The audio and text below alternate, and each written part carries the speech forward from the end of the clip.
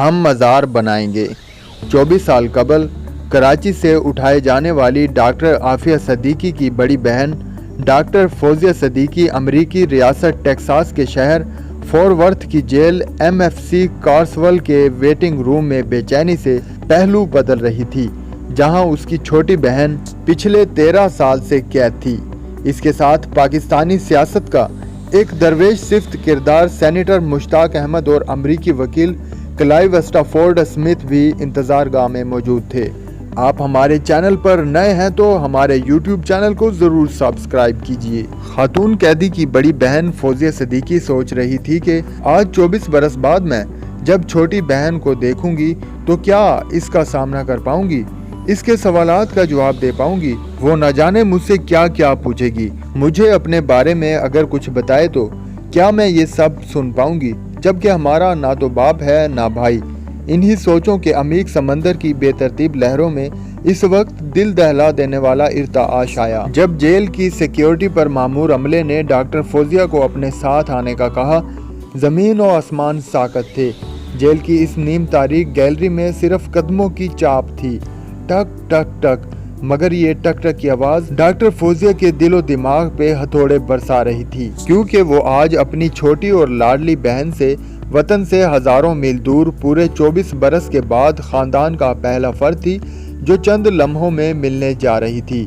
انہیں گلے لگانے، دبی دبی چیخوں، آہوں اور سسکیوں کے درمیان صبر و استقامت کا سبق دینے، نئے عزم، ہمت، جرأت اور اللہ کی رحمت سے کبھی مایوس نہ ہونے کا پیغام لائی تھی، جو انہیں گلے لگا کر بہت سا پیار کر کے کمر تھپ تھپا کر دینا تھا، اس کے سر پر شفقت بھرا ہاتھ رکھ کر اس کو تسلی دینی تھی، مگر ایسا کچھ نہ ہو سکا۔ اور یوں 24 برس کے سارے ارمان اس وقت کرچی کرچی بن کر بکھر گئے جب ڈاکٹر فوزیہ کو دیوار کے اس طرف بٹھا کر انتظار کرنے کا کہا گیا اور بتایا گیا کہ ابھی کچھ دیر کے بعد اس موٹے شیشے کی دوسری جانب، جو بوڑھی، لاغر، کمزور، لڑکھڑاتی چال کے ساتھ ٹوٹے دانت لیے، سفید سکارف اور جیل کی خاکی لباس زیب تن کیے عورت آئے گی تو پاکستان کی بیٹی عافیہ صدیقی ہوگی۔ اور ہاں، وہ اونچا سنتی ہے، آپ کو اونچا بول کر اس کو بات سمجھانا پڑے گی، مگر یاد رکھنا کہ تم اس کو بچوں کی تصاویر تک نہیں دکھا سکتے،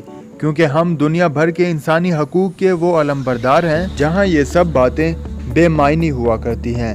یہ سب اصول، قانون اور ضابطے ہم نے تیسری دنیا کے لیے بنا رکھے ہیں۔ پھر وہ وقت بھی آن پہنچا کہ جب پورے 24 برس کے بعد ہزاروں میل دور دنیا کے اس کونے میں قید اس مظلوم و محکوم عورت کو پہلی ملاقات آئی۔ عافیہ صدیقی بنا کسی ہیجانی کیفیت کے پروقار انداز میں چلتی ہوئی آئی، بڑی بہن کے سامنے بیٹھی اور 2.5 گھنٹوں کی اس ملاقات میں 1 گھنٹہ اپنے اوپر گزرنے والی قیامتوں کا مختصر سا احوال بتایا۔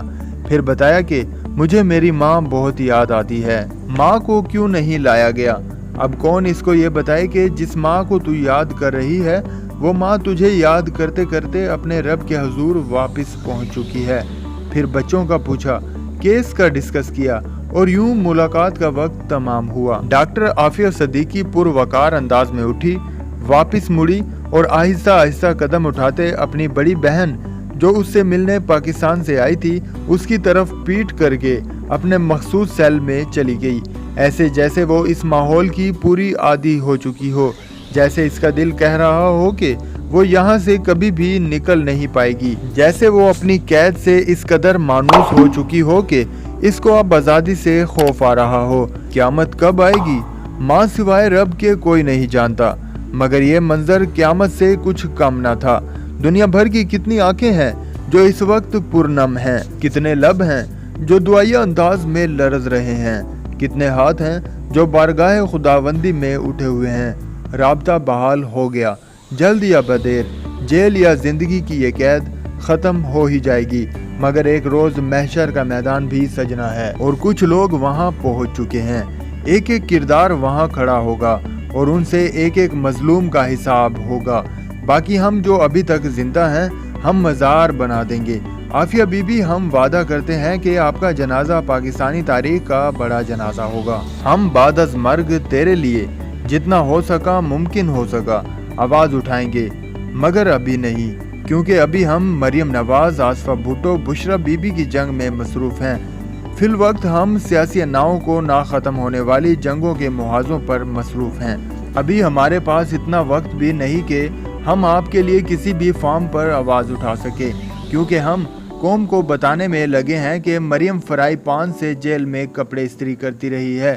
ہم سر میں خاک ڈال رہے ہیں کہ سلیمان شاہ کی بیٹی گرفتار ہو گئی ہے۔ ہمیں یہ غم بھی کھائے جا رہا ہے کہ کہیں بشرا بی بی کا تقدس نہ پامال ہو جائے۔ جب آپ سسک سسک کر مر جائیں گی تب ہم سب باہر نکلیں گے اور پوری قوت سے نکلیں گے۔ تب تک تم جانو، تمہارا خاندان جانے، چند ایک مخلصین جانے اور تمہارا خدا جانے، ہم آپ کا عالیشان مزار بنائیں گے اگر تمہاری باقیات کو کسی سمندر میں نہ بہایا گیا تو۔ ہسٹوریکل ویڈیوز دیکھنے کے لیے ہمارے YouTube چینل کو ضرور سبسکرائب کیجیے۔